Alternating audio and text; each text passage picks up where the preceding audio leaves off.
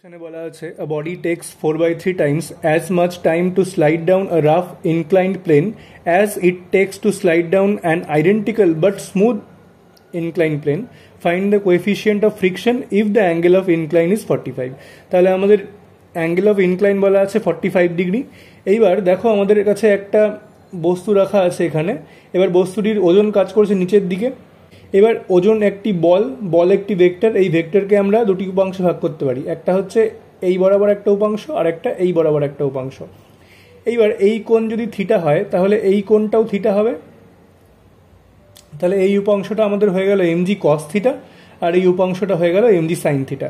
এইবার দেখো এই বস্তুর উপরে একটা লম্ব বল কাজ করবে, যেই লম্ব বল এই প্লেনটার সঙ্গে লম্ব হবে, তাই না? তাহলে এই লম্ব বলটাকে আমরা বললাম এন।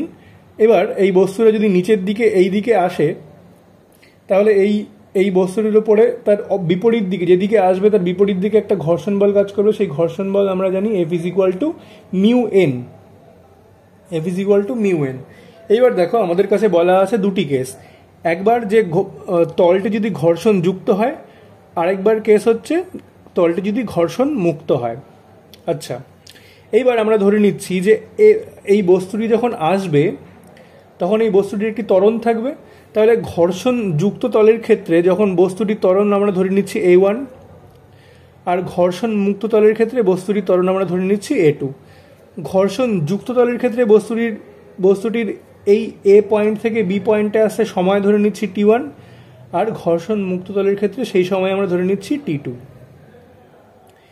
এইবার আমরা দেখো তো এইখান ঘর্ষণ যুক্ত তলের ক্ষেত্রে আমরা এই বস্তুটির গতির সমীকরণ লিখতে পারি যে বস্তুটির গতি যদি এই দিকে হয় তাহলে আমরা লিখতে পারি যে এমজি সাইন থিটা মাইনাস উল্টো দিকের ঘর্ষণ বল। এবার এইটাও একটা বল, এইটাও একটা বল থেকে বল মাইনাস করলে আমরা জানি নিউটনের সেকেন্ড ল অনুযায়ী এম ইন্টু এ হয়। তাহলে আমরা লিখলাম এম ইন্টু A1, কেননা A1 হচ্ছে আমরা ঘর্ষণ যুক্ত তলের কথা বলছি আর ঘর্ষণ যুক্ত তলের ক্ষেত্রে বস্তুর ত্বরণ আমরা ধরে নিয়েছি A1। তাহলে আমরা এখান থেকে লিখতে পারি এমজি সাইন থিটা যা ছিল তাই থাকলো, এফ মানে আমরা জানি হচ্ছে mu N R M A যা ছিল তাই থাকলো, এম A1 যা ছিল তাই থাকলো। এবার এমজি সাইন থিটা পরের লাইনে। এবার এন মানে হচ্ছে দেখো এই যে ইকুইলিব্রিয়ামে কি হবে যে এই এনটা এই এমজি কস থিটার সঙ্গে ইকুয়াল হবে, তাই জন্য আমরা এনকে এমজি কস থিটা লিখে দিতে পারি। তাহলে এন এর জায়গায় আমরা লিখলাম এমজি কস থিটা আর এম A1 যা ছিল তাই থাকলো। এইবার দেখো এম কেটে গেল, তিনটে এম কেটে গেল। এম কেটে গেলে আমাদের পড়ে থাকবে A1 is equal two G sine theta is equal two mu G cos theta.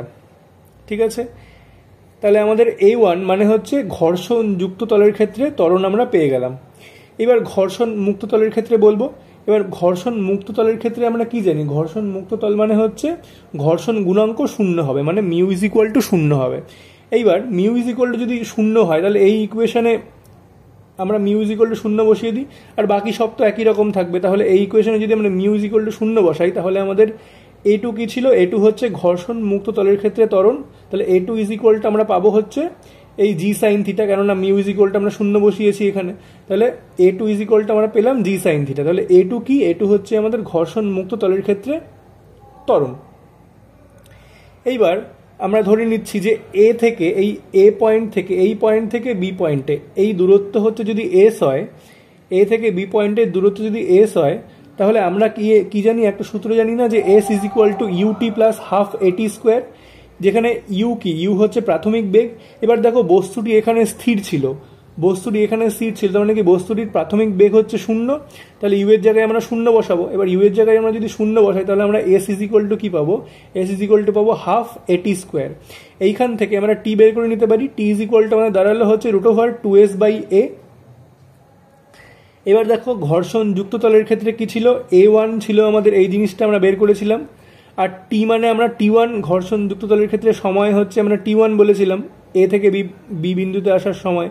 তাহলে আমরা এখান থেকে এই ইকুয়েশন থেকে এখানে টি এর জায়গায় T1 বসালাম আর এ এর জায়গায় A1 বসালাম।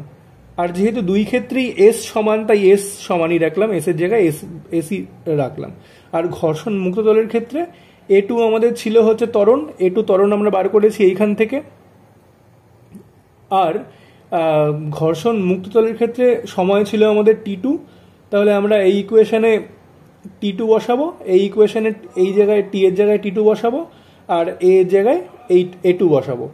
তাহলে আমাদের আবার প্রশ্নে কি বলা ছিল, ঘর্ষণ মুক্ত তলের ক্ষেত্রে আসতে যতটা সময় লাগে ঘর্ষণ যুক্ত তল দিয়ে আসতে তার থেকে 4/3 গুণ বেশি সময় লাগবে। তাহলে T1/T2 আমরা বলতে পারি 4/3। তাহলে আমরা T1 এর মান এখান থেকে বসাবো, T2 এর মানও এখান থেকে বসালাম, আর 4/3 যা ছিল তাই থাকলো। এইবার দেখো এখান থেকে 2s কেটে গেল, আর আমাদের A2টা উপরে চলে গেল, আর A1টা নিচে চলে আসলো। তাহলে √, আমাদের A2/A1 পড়ে থাকলো। তাহলে √A2/A1 ইজ ইকুয়াল টু 4/3 হলো। এবার দেখো A2 এর মান আমরা বের করেছিলাম, এইখানে A2 এর মান আমরা বের করেছিলাম এখানে, আর এইটা A1 এর মানও আমরা বের করেছিলাম এখানে।